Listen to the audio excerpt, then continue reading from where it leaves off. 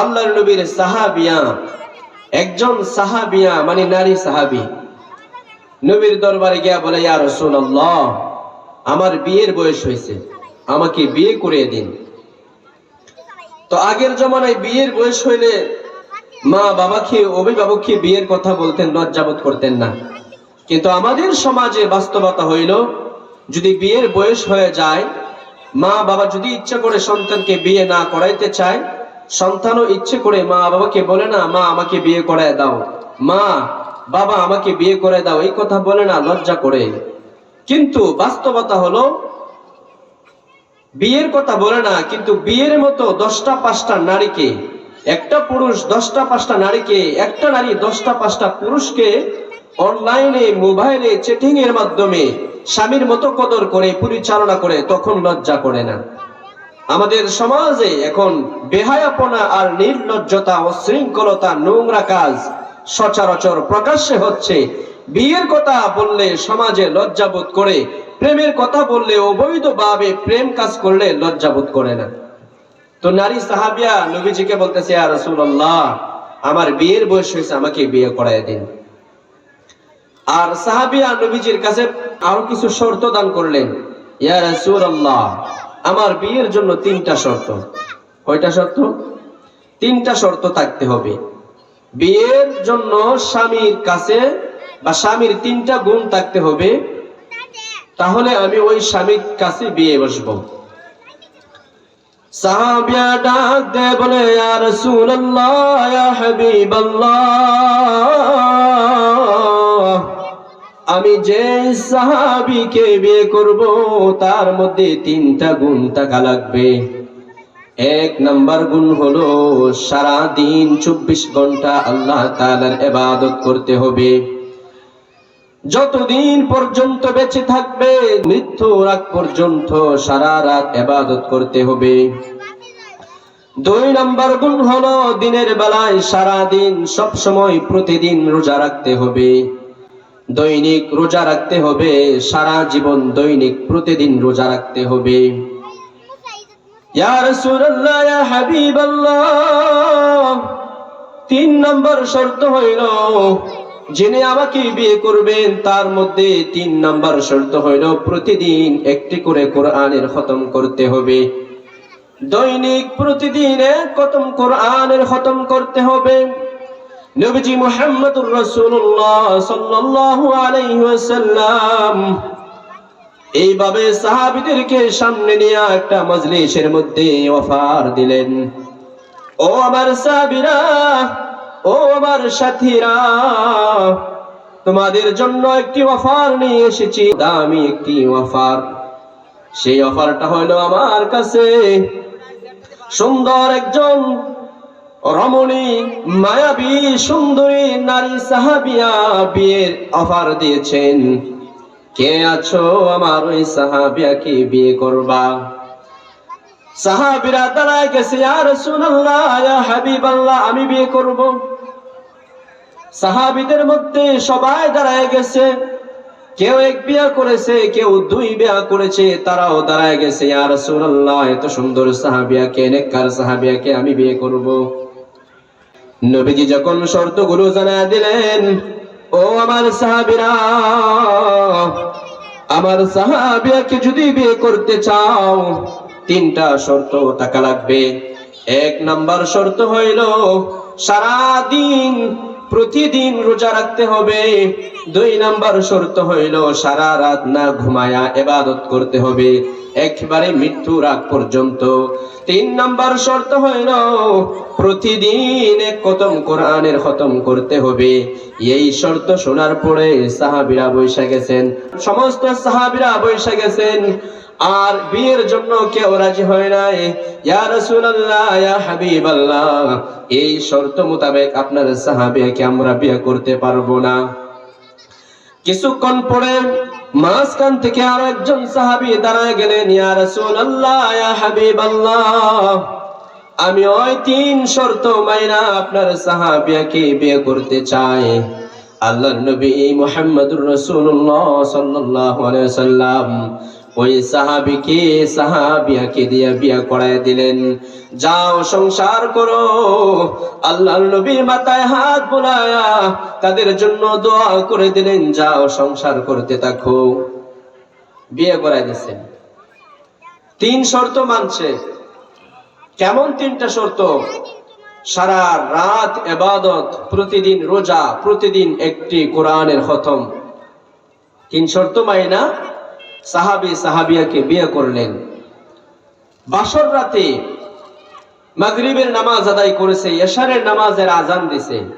স্ত্রী স্বামীকে নামাজের জন্য তাগিদ দিতেছে। স্ত্রী স্বামীকে বলতেছে, স্বামী হে, আজান দিয়া দিছে নামাজের জন্য, যাও নামাজ আদায় করো, নামাজ পড়ার জন্য মসজিদে যাও।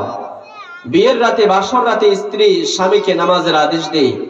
আর আমাদের সমাজে যুবক যুবতী বিয়ে করলে নামাজি হইলেও 1 সপ্তাহ যাবত নামাজ পড়ে না, বিয়ের ব্যস্ততা। আর বেনামাজি হইলে তো আসি, নামাজি নাই। আমাদের সমাজে এই অবস্থা।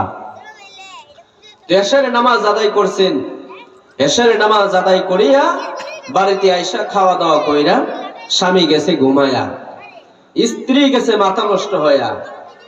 আরে আমার তো প্রথম শর্ত ছিল যে সারা রাত ইবাদত, সারা রাত ইবাদত না কইরা এশারের নামাজ আদায় করে খাওয়া দাওয়া কইরা ঘুমায় গেছে। আমার প্রথম শর্তই সে মানলো না, ভঙ্গ করে ফেললো। এটা কি হইল? টেনশনে নারী মানুষ তো সারা রাত স্বামীর পাশে বৈশা রয়েছে। হায়রে করলো কি? সারা রাত ইবাদত করার কথা ছিল, ইবাদত করলো না, সারা রাত স্বামী পাশে বৈশা রয়েছে। যখন সুবহে সাদিকের পূর্বে সেহরি খাওয়ার সময় হয়েছে, সেহরি খাওয়ার জন্য স্বামী ঘুম থেকে ওঠে না, স্বামী ঘুম থেকে ওঠে না, সেহরি খায় না। স্ত্রী বুঝলেন যে দ্বিতীয় শর্ত দিনের বেলায় রোজা রাখা, মনে হয় রোজাও রাখবে না, সেহরি খাওয়ার জন্য উঠতেছে না, কি করা যায়? যখন ওই শেষ রাত্রে ফজরের আজান, মুয়াজ্জিন আজান দিচ্ছে, মুমিন বান্দা মুমিন বান্দি ফজরের আজান শুইনা ঘুমের মধ্যে আর থাকতে পারে নাই। আল্লাহর নবীর সাহাবী ঘুম থেকে লাফ মাইরা উঠে গেলেন, সুন্দরভাবে ওযু বানাইয়া মসজিদে গেলেন, জামাতের সাথে ইমামের পিছনে ফজরের নামাজ আদায় করলেন। ফজরের নামাজ আদায় করিয়া আবার বাড়িতে ফিরলেন। বাড়িতে ফেরার পরে কিছুক্ষণ পরে সকালবেলা নাস্তা খুঁজতেছে। স্ত্রী গো, নাস্তা দাও, নাস্তা করি। স্ত্রী বলতেছে, স্বামী গো, তুমি কি ভুলে গেছো নাকি? 3টা শর্ত দিয়া তুমি আমাকে বিয়ে করেছিলা। 1 নম্বর শর্ত ছিল রাতের বেলায় সারা রাত ইবাদত। তুমি সারা রাত ইবাদত করো নাই, সারা রাত নাক ডেকে ঘুমাইছো। আবার সেহরির সময় হইল, সেহরি খাও নাই, দিনের বেলা রোজা রাখো নাই।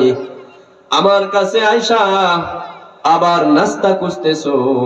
3য় শর্ত ছিল কোরআনের একটি খতম করা। রাত গেল, দিন গেল, তুমি একটা আয়াত পড়ো নাই, কোরআনের খতম করো নাই। ও স্বামী, আমি তোমাকে খাবার দেব না, নাস্তা দেব না। আমি আমার অভিভাবক আমার নবীর দরবারে যাব, সেই সমাধান না দেওয়া পর্যন্ত আমি তোমাকে নাস্তা দেব না। চলো আমি তোমাকে নিয়ে নবীর দরবারে যাব। নবীজির দরবারে গিয়া সাহাবিয়া বলতেছে, ইয়া রাসূলুল্লাহ, ইয়া হাবিবাল্লাহ,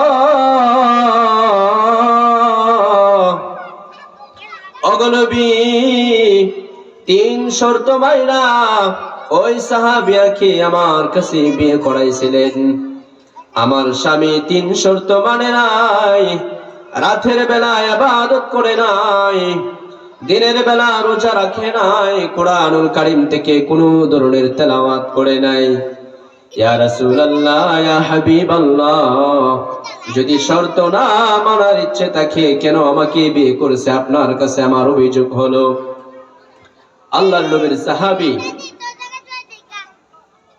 ইয়া রাসূলুল্লাহ, আমি রোজাও রেখেছি, আমি সারা রাত ইবাদত করেছি এবং কোরআনের খতমও করেছি। স্ত্রী বলতেছে, ইয়া রাসূলুল্লাহ, আমি তো দেখছি সে সারা রাত ঘুমাইছে, ইবাদত করে নাই। ইয়া রাসূলুল্লাহ, সকালবেলা আমার কাছে নাস্তা চাইছে, রোজা রাখে নাই, সেহরিও খায় নাই, আর রাত দিন চলে গেল, একটা কোরআনের আয়াতও তেলাওয়াত করে নাই। নবীজি বলেন, তাহলে তুমি যে বলতেছো ইবাদত করছো, রোজা রাখছো, কোরআনের খতম করছো, কি কেমনে কি করলা, আমাকে ব্যাখ্যা দাও, আমার কাছে স্পষ্ট ভাবে বলো। আল্লাহর নবীর সাহাবী বলতেছে, ইয়া রাসূলুল্লাহ, ইয়া হাবিবাল্লাহ, আমি আপনার জবান থেকে শুনেছি যেই ব্যক্তি এশারের নামাজ আদায় করবে, এশারের নামাজ আদায় করিয়া ঘুমিয়ে যাবে, তার জন্য অর্ধরাত পর্যন্ত সওয়াব দেওয়া হয় কিনা, এই কথাটা হাসা কিনা? আমার নবী বলেন, হ্যাঁ, তোমার এই কথা সত্য। সাহাবী ডাক দিয়ে বলে, ইয়া রাসূলুল্লাহ, ইয়া হাবিবাল্লাহ, আপনার যে উম্মতের বান্দা বান্দিরা এশারের নামাজ আদায় করিয়া ঘুমিয়ে যাবে, আবার ঘুম থেকে জাগ্রত হয়ে ফজরের নামাজ আদায় করবে, তার জন্য সারা রাত ইবাদতের সওয়াব দান হয় কিনা? আপনার এই হাদিস সত্য কিনা? নবীজি বলেন, হ্যাঁ, তুমি সত্য বলেছো গো নবীজি, আপনার কর্ম, আপনার কথা, আপনার চলা, আপনার আদেশ আমাদের জন্য যদি হাদিস হয়ে থাকে, অনুকরণীয় হয়ে থাকে, তাহলে আমি তো সারা রাত ইবাদত করেছি, ইবাদতের সওয়াব আমি পেয়েছি।